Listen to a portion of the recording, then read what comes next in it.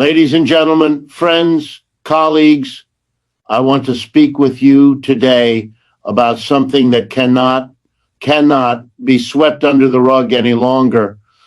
Politicians can play games, they can distract with scandals, they can whip up cultural fights, but there are some realities that simply refuse to go away. And the title of today's talk says it clearly.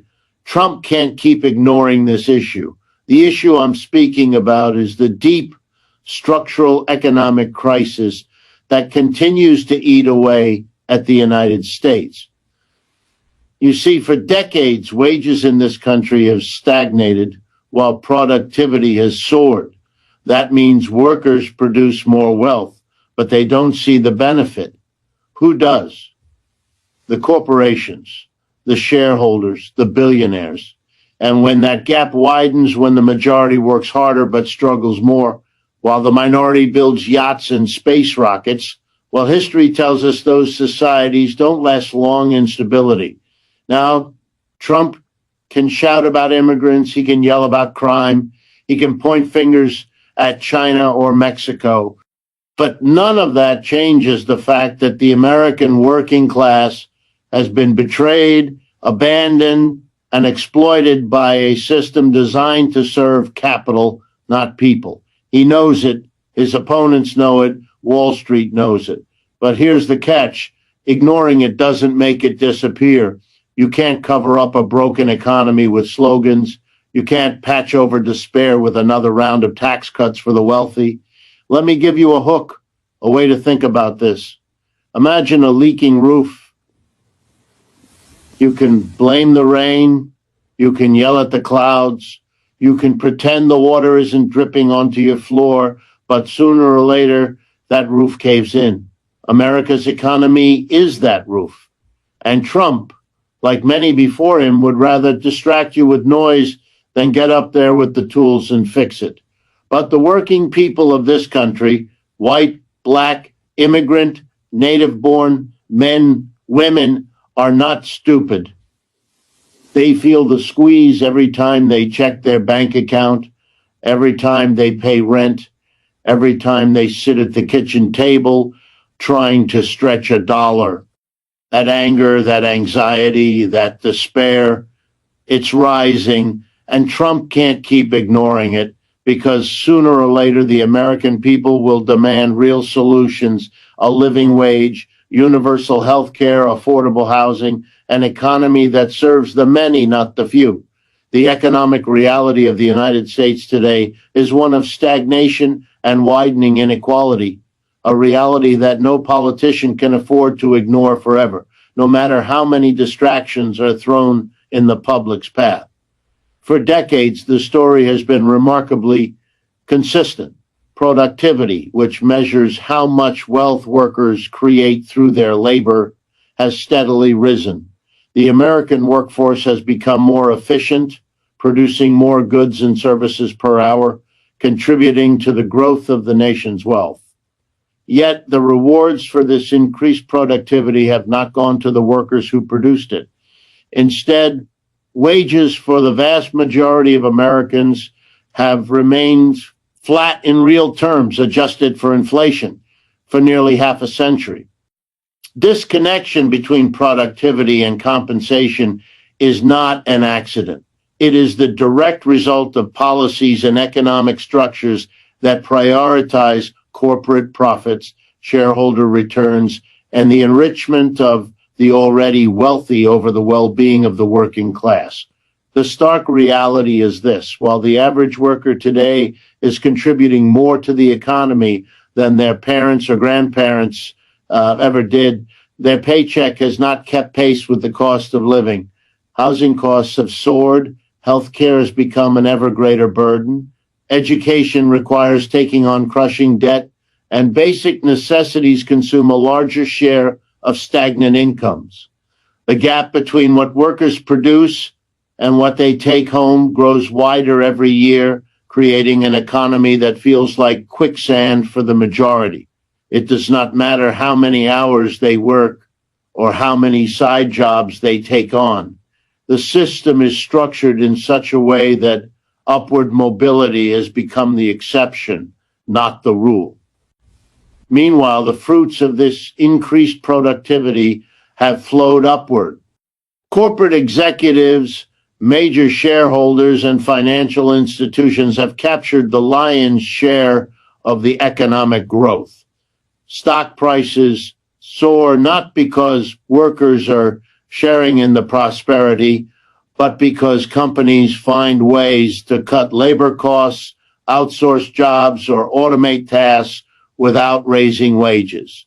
In other words, the wealth of this nation has been redistributed upwards, not by accident, but by design. Tax policies, deregulation, the weakening of labor unions, and the prioritization of short-term profits over long-term stability have ensured that those at the top reap the benefits of a system that depends on the labor of millions who see little reward. This widening inequality has consequences that go beyond the economic realm.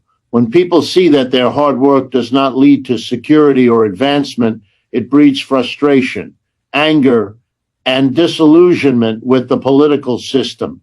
It creates fertile ground for demagogues who promise easy solutions while avoiding the structural causes of the crisis. Politicians may talk about border walls, cultural divides, or foreign competitors, but these are diversions from the fact that the American economic system itself has been reshaped to serve capital at the expense of labor. The refusal to confront this imbalance is not just an economic failure. It is a political gamble with enormous risks. Consider the everyday reality of a worker today compared to one in the 1970s. Back then, a single income was often enough to support a family, buy a home, and send children to college without debt. Today, two incomes often aren't enough to achieve the same stability. Workers put in longer hours, often piecing together multiple jobs, yet still find themselves unable to save for the future or handle unexpected emergencies. That is not progress. That is the story of a system that has failed its people while enriching a small minority.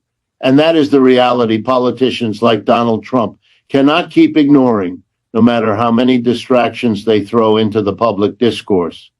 Central issue, therefore, is not simply about income levels, but about fairness and sustainability.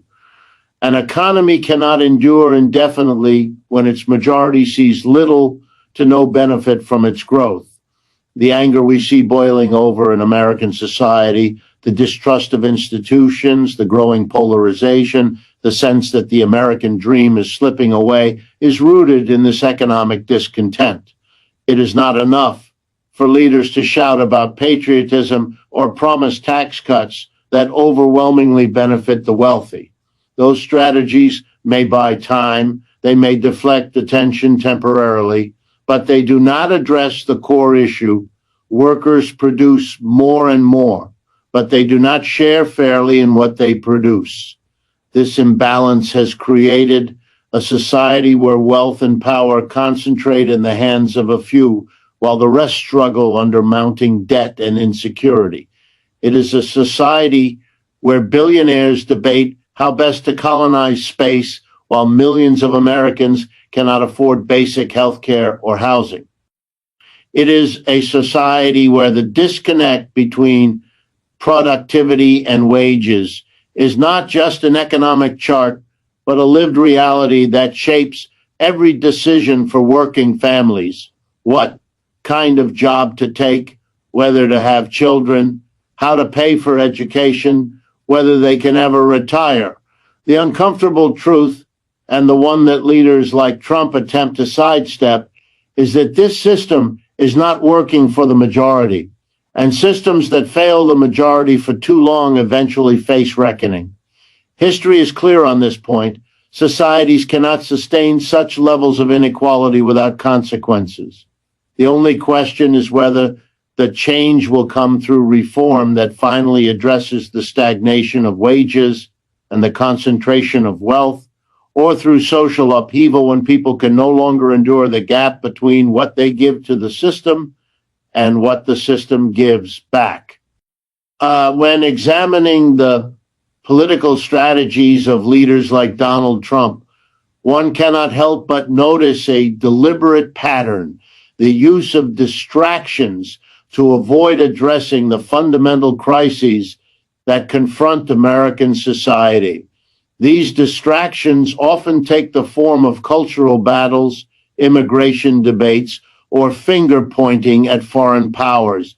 They dominate headlines, stir emotions, and create endless cycles of argument. Yet beneath the noise, the central economic crisis, wages that have stagnated, inequality that has grown, and the steady erosion of stability for millions of families remains untouched.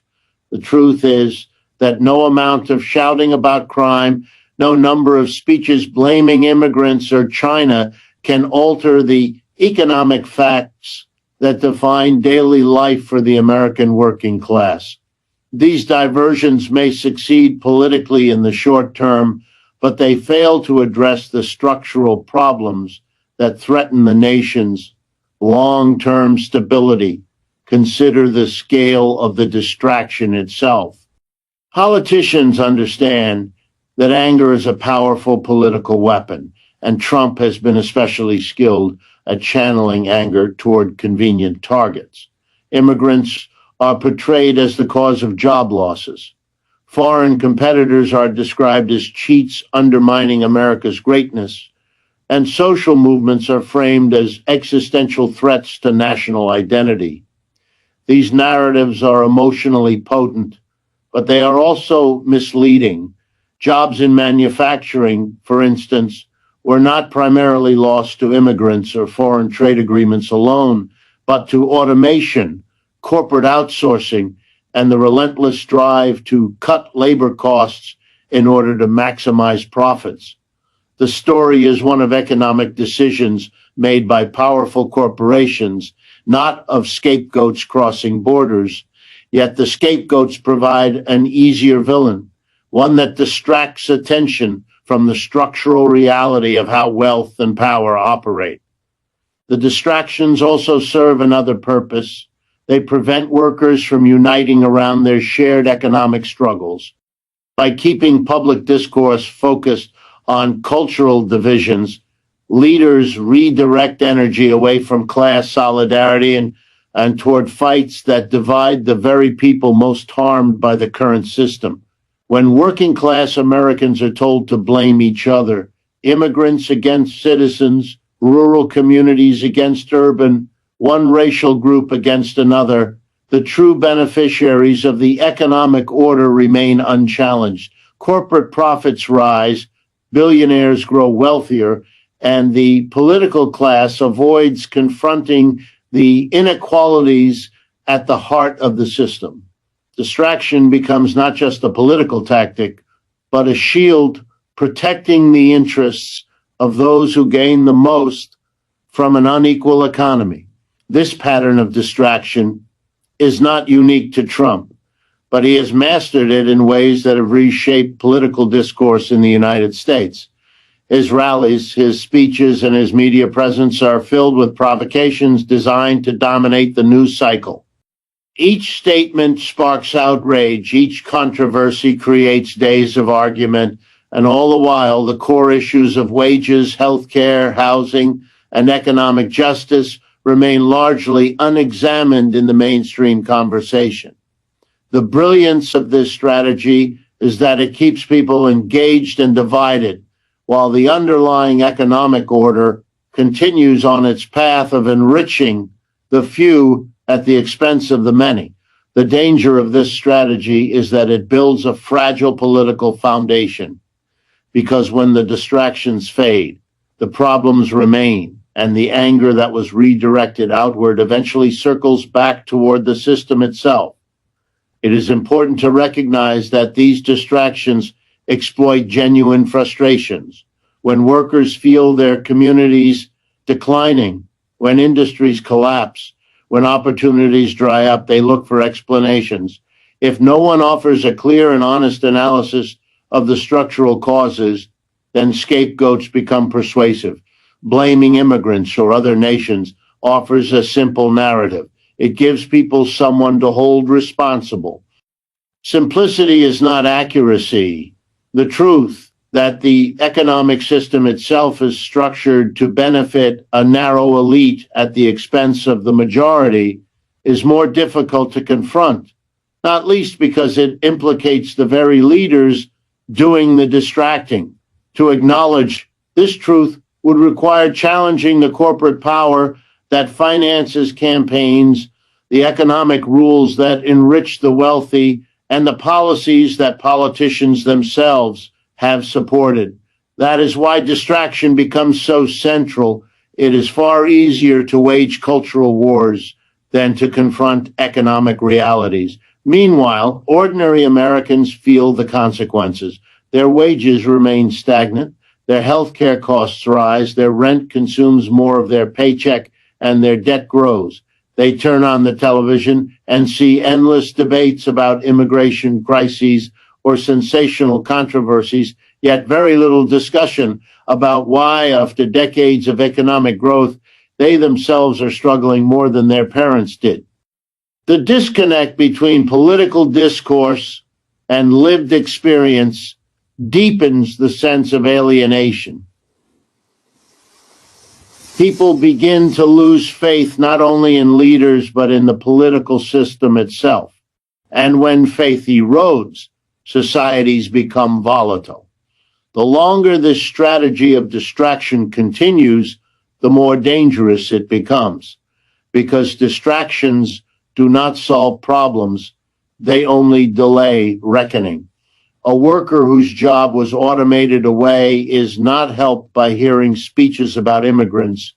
A family drowning in medical debt is not rescued by anger at foreign nations. A young person burdened by student loans is not given relief by culture war battles on television. These individuals eventually recognize that the noise is not about them, not about their struggles, and not about their future. When that recognition spreads, the politics of distraction begins to unravel, and leaders who relied on it are left facing the very economic crises they worked so hard to avoid. Challenge for American politics, then, is not merely that distractions dominate the conversation, but that the underlying economic crisis grows worse with neglect.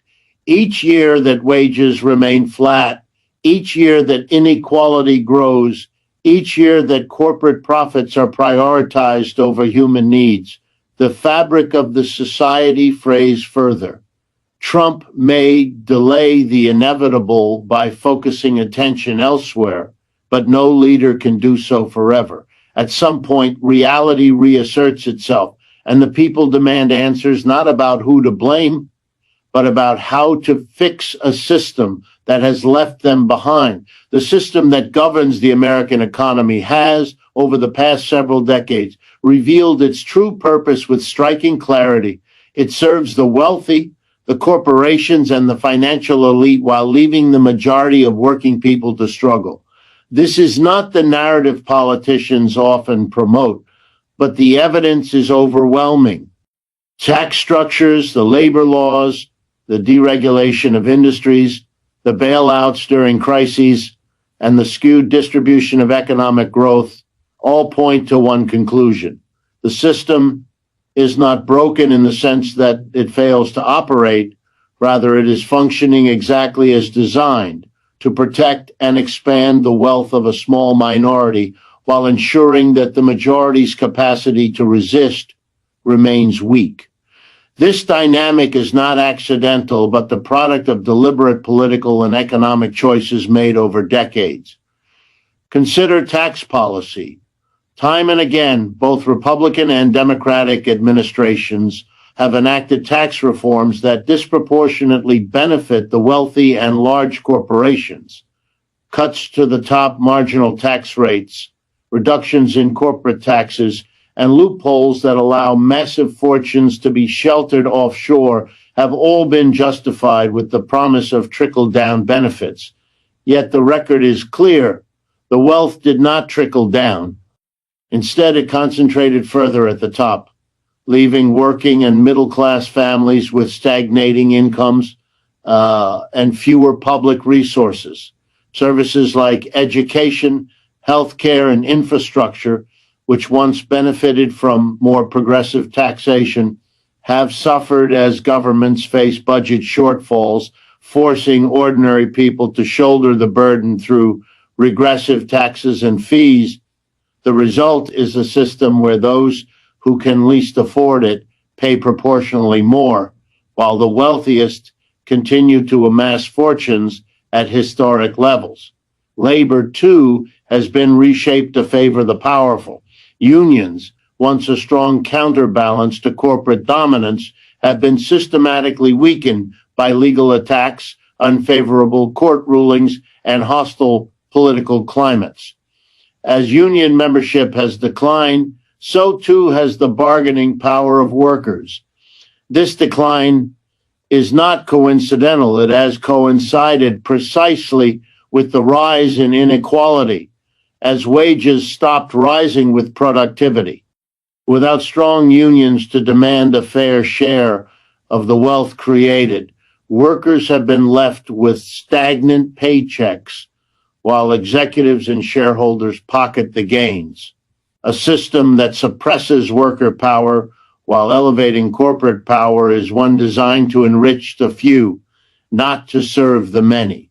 Deregulation has further tilted the balance. Industries from banking to energy to technology have seen rules loosened or removed entirely, often under the guise of promoting efficiency or innovation. In practice, deregulation has meant that corporations are freer to exploit workers, harm the environment, and take financial risks without accountability. When those risks collapse, as in the 2008 financial crisis, the costs are not borne by the executives who made reckless decisions. They are borne by the public, whose tax dollars are used for bailouts, whose jobs vanish in the wake of corporate failures, and whose communities suffer the fallout. This cycle, privatizing profits while socializing losses, perfectly illustrates how the system prioritizes the wealthy at the expense of the broader society. Healthcare provides another stark example. The United States spends more on healthcare than any other developed nation, yet millions remain uninsured or underinsured, and medical debt is a leading cause of personal bankruptcy. Why? Because the system prioritizes the profits of insurance companies, pharmaceutical giants, and private healthcare providers over the needs of patients. Instead of universal coverage, Americans are trapped in a system where access to care depends on employment, where life-saving medication is priced astronomically, and where shareholders celebrate record profits even as ordinary families are bankrupted by hospital bills. It is a system designed not for health, but for profit, one that demonstrates clearly how the wealthy benefit while the majority suffers. Housing tells a similar story. As wages stagnate, rents and home prices have skyrocketed, fueled by speculative investment, corporate landlords, and financial institutions that treat housing not as a human need, but as an asset class. Millions of Americans now spend an unsustainable portion of their income just to keep a roof over their heads, while homelessness rises in cities across the nation. Yet policies continue to favor developers, real estate investors, and banks, offering them tax breaks and incentives that further inflate the housing market. Once again, the system functions to protect the wealthy investor while leaving ordinary families vulnerable to displacement and insecurity. What emerges from all these examples is a consistent pattern. Economic growth is captured at the top, while risk, instability, and debt are pushed downward. The American worker is expected to produce more, consume more, and take on more debt, all while receiving less security, less stability, and less reward. Meanwhile, those at the top accumulate wealth on a scale unseen in modern history, building fortunes so vast they cannot possibly spend them, while influencing politics to ensure the system remains tilted in their favor. This reality erodes not only economic fairness, but also democracy itself. When wealth becomes so concentrated, so too does power. Campaigns are financed by billionaires and corporations. Lobbying shapes legislation, and ordinary citizens find their voices drowned out by the sheer influence of money. Policies that might benefit the majority, like universal health care, stronger labor protections, or affordable housing initiatives, are dismissed as unrealistic or too costly, even as the government provides subsidies, bailouts, and tax breaks worth billions to the wealthiest. The message is clear. The system will stretch every rule, bend every policy, and ignore every inequity to protect the interests of the powerful. For the majority of Americans, this dynamic is experienced not as an abstract theory, but as a daily struggle. It is the parent who works two jobs and still cannot afford childcare. It is the graduate saddled with debt while job opportunities vanish. It is the retiree choosing between medication and groceries. These are not personal failures. They are the predictable outcomes of a system designed to extract from the many to enrich the few. And as long as that design remains in place, the majority will continue to struggle, no matter what promises are made by political leaders. Public anger is not an abstract idea that exists in polling numbers or media sound bites. It is a lived reality, building day by day as people confront the gap between the promises of the American dream and the stark reality of their lives. For decades, Americans were told that if they worked hard, played by the rules, and contributed to society, they would enjoy stability, opportunity, and upward mobility. Yet for a growing majority, that promise has been broken. Wages have stagnated, costs have soared, job security has evaporated, and entire generations are discovering that they will be less secure than their parents. The quiet frustration of the past has hardened into visible anger, and it is spreading across lines of race, gender, and geography.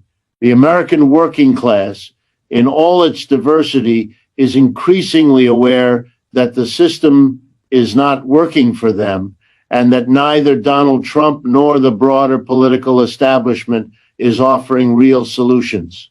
The evidence of this anger is everywhere. Families sit at their kitchen tables balancing bills and realize that no matter how carefully they budget, they are falling behind. Young people enter the workforce burdened with debt from an education that was supposed to guarantee opportunity, but find only precarious jobs with low pay and no benefits. Parents work longer hours, often juggling multiple jobs, yet still cannot afford rising rents or healthcare costs. Retirees who believe their decades of labor would provide security are instead facing the fear of outliving their savings. This is not the picture of a healthy society. It is the picture of a population that feels betrayed, abandoned, and increasingly restless. What makes this anger so potent is its universality. It is not confined to one demographic or one political party. Rural communities, once anchored by manufacturing or agriculture, now struggle with economic decline and depopulation. Urban centers are marked by skyrocketing housing costs and growing inequality. Black and brown workers, long denied equal opportunities, continue to face systemic barriers that compound the general crisis. Immigrants who came with hope of building better lives often find themselves exploited in low-wage sectors while being blamed for the broader economic troubles they did not cause. Even among white working-class Americans who once believed themselves relatively secure. The reality of stagnation and decline has become impossible to ignore. Shared experience is one of economic insecurity, and that shared experience fuels a growing awareness of common struggle. Trump, like many politicians, has been able to tap into this anger but not resolve it. His political style thrives on grievance, amplifying people's frustrations and channeling them toward scapegoats. He points the finger at immigrants, foreign nations, or political opponents, offering explanations that are emotionally satisfying but materially empty. While his rhetoric resonates with those desperate for someone to acknowledge their struggles, his policies have consistently favored the wealthy and powerful. Tax cuts for billionaires, deregulation that benefits corporations, and attacks on social programs do nothing to ease the burden on ordinary families. Instead, they deepen the very inequalities that sparked the anger in the first place. The result is a cycle. The anger grows. Trump channels it for political gain, but the conditions fueling it worsen because no structural solutions are provided. The broader political establishment has not fared much better. For decades, leaders from both major parties have embraced policies that prioritize corporate profits, free trade without protections for workers, and austerity measures that weaken public services. While they may use different language, the effect has been the same: a working class increasingly squeezed while the wealthy consolidate power. This bipartisan failure has only intensified public disillusionment. People see little difference between one administration and the next when it comes to their day-to-day struggles. They see promises made and broken, campaign slogans that evaporate once the election is over, and a political class more responsive to donors than to voters. As this anger grows, it does not always find constructive outlets. Sometimes it manifests in cynicism, with people disengaging from politics altogether. Sometimes it explodes in protests, strikes, and demonstrations. And sometimes it is captured by demagogues who redirect the frustration toward divisive or destructive ends. But beneath the varied expressions of this anger lies the same core reality. People feel abandoned in a system that no longer works for them. They want answers, they want change, and they are increasingly unwilling to accept empty words in place of meaningful solutions. The danger for politicians like Trump is that anger, once unleashed, is not easily controlled. It may be directed toward scapegoats for a time, but lived experience eventually breaks through rhetoric. A worker who has lost a job to automation, a family drowning in medical debt, a young person priced out of housing. These are realities that cannot be masked forever by fiery speeches or partisan blame. When people realize that their struggles persist regardless of which party is in power, they begin to question not just individual leaders, but the system itself. That questioning opens the door to movements demanding deeper structural change, movements that cannot be easily silenced or diverted. What makes the current moment especially volatile is the convergence of multiple crises. Economic inequality is compounded by rising costs of living, climate disruptions, and the erosion of social safety nets. Trust in institutions, from government to media to corporations, is collapsing. The anger is no longer about isolated issues, but about a pervasive sense that the entire system is rigged. When such a broad and deep discontent takes root, it becomes a force that shapes politics for generations. Leaders who ignore it or attempt to deflect it with distractions only postpone the inevitable reckoning. This anger is both a warning and an opportunity. It is a warning that the system cannot continue on its current path without risking social upheaval. But it is also an opportunity because anger is energy, and energy can be directed toward building something new if channeled into collective action, if shaped into demands for systemic change. This anger could fuel the transformation of an economy that serves the few into one that serves the many. But that requires leadership willing to confront the root causes rather than exploit the symptoms. Trump has chosen the path of exploitation, but the American people are reaching a point where they are demanding more. Change is inevitable when a society reaches the levels of inequality, frustration, and dysfunction that characterize the United States today. A system cannot ignore the needs of its majority forever because the weight of those unmet needs eventually becomes unbearable. The evidence is clear. Wages that fail to rise, costs of living that consume entire paychecks, healthcare and housing systems that trap families in debt, and political leaders who speak loudly but deliver little. For years, the gap between the promises of opportunity and the reality of struggle has widened. This cannot continue indefinitely. Sooner or later, the American people will demand more than words, more than scapegoats, and more than cosmetic reforms. They will demand an economy that serves the many rather than the privileged few. The inevitability of change lies in the basic truth that human beings can only endure so much insecurity before they begin to resist. When individuals cannot afford stable housing, when parents must choose between food and medical care for their children, when young workers lose faith that their futures will be better than their parents' lives, a tipping point approaches. Societies that fail to address these conditions do not remain stable. History is filled with examples of systems that look permanent until they collapsed under the pressure of unmet demands. Whether through organized reform, mass movements, or sudden upheaval, the status quo gives way. America is not immune to this dynamic.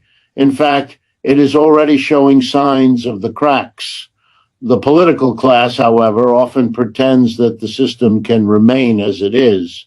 They speak as though tinkering at the edges, adjusting interest rates, offering temporary subsidies, creating modest tax credits, will be enough to quiet discontent. Yet these measures do not solve the deeper structural problems. They do not address the fact that corporations dominate economic and political life, that wealth is concentrated at unprecedented levels, and that public goods like healthcare and education are treated as commodities rather than rights. Cosmetic fixes may buy time, but they cannot prevent the reckoning that comes when people realize that their basic needs are consistently sacrificed to protect the privileges of the wealthy. The anger and frustration rising in America today will eventually coalesce into demands that the system cannot ignore. Already, workers are striking at higher rates, demanding better wages and conditions. Communities are organizing against housing displacement. Young people are questioning why they should inherit a future defined by debt, climate instability, and shrinking opportunity. These movements may not yet be unified, but their energy is undeniable. When that energy converges into a broader push for systemic change, no politician, no billionaire, and no party will be able to suppress it indefinitely. The question then is not whether change will come, but what form it will take. If leaders recognize the inevitability of this shift, they can choose the path of reform, redistributing wealth more fairly, strengthening worker power, guaranteeing basic rights to health care and housing, and reorienting the economy to serve human needs. Such reforms would not only address the anger, but also stabilize society by creating a system that feels legitimate to its people. If leaders continue to resist, however, if they cling to the current order and double down on protecting wealth and privilege, the change is more likely to erupt in chaotic and unpredictable ways. The refusal to reform does not prevent transformation, it simply makes it more volatile. Trump, like many before him, has tried to delay this inevitability through distractions, scapegoats, and promises that never materialize. But lived experience is stronger than rhetoric. No speech can convince a family that their rent is affordable when it consumes half their income. No campaign slogan can erase the fact that medical debt is ruining millions of lives. No fiery rally can hide the reality that wealth is concentrated in fewer hands than at any point in modern history. Reality asserts itself in the daily struggles of ordinary people. And when enough people share that reality, it becomes the most powerful political force. The inevitability of change also stems from the intergenerational nature of the crisis. Older generations who once believed in the stability of the system are watching their children and grandchildren face declining prospects. The notion that every new generation should do better than the one before has been central to the American identity, but it is no longer true. Young people are less likely to own homes, more likely to carry debt, and more uncertain about their futures than their parents. When parents and grandparents witness this decline, their own faith in the system erodes as well. A society that fails its future generations cannot sustain legitimacy for long. In this environment, political leaders face a choice. They can either be part of the transformation or be swept aside by it. Those who cling to the old order, who insist that inequality is sustainable and that anger can be endlessly redirected, are betting against history. Those who recognize the inevitability of change, however, have the chance to guide it toward constructive ends. The stakes are immense. On one side lies the possibility of building a society rooted in fairness, solidarity, and shared prosperity. On the other lies the danger of deeper division, instability, and collapse if change is resisted until it bursts forth uncontrollably. The lesson is simple yet profound. No system can indefinitely deny the needs of its people. The American people are approaching the point where patience gives way to demand, where demand turns into movement, and where movement becomes transformation. That transformation may not come neatly or predictably, but it is coming. And when it does, it will reveal the truth that has always been there. The future belongs not to the privileged few who try to hold it back, but to the many who insist on building a society that finally works for them. So I say this to you, don't be fooled by the distractions. Don't get lost in the circus of politics that makes noise but avoids substance. The real issue facing this country is an economy that no longer works for its people. Trump may try to ignore it. Others may try to bury it. But the truth has a way of breaking through, just like that water through the roof. And when it does, when the people finally rise to demand change, no politician, no billionaire, no demagogue will be able to stop it. That is the challenge before us, and that is the hope for a different America. Thank you.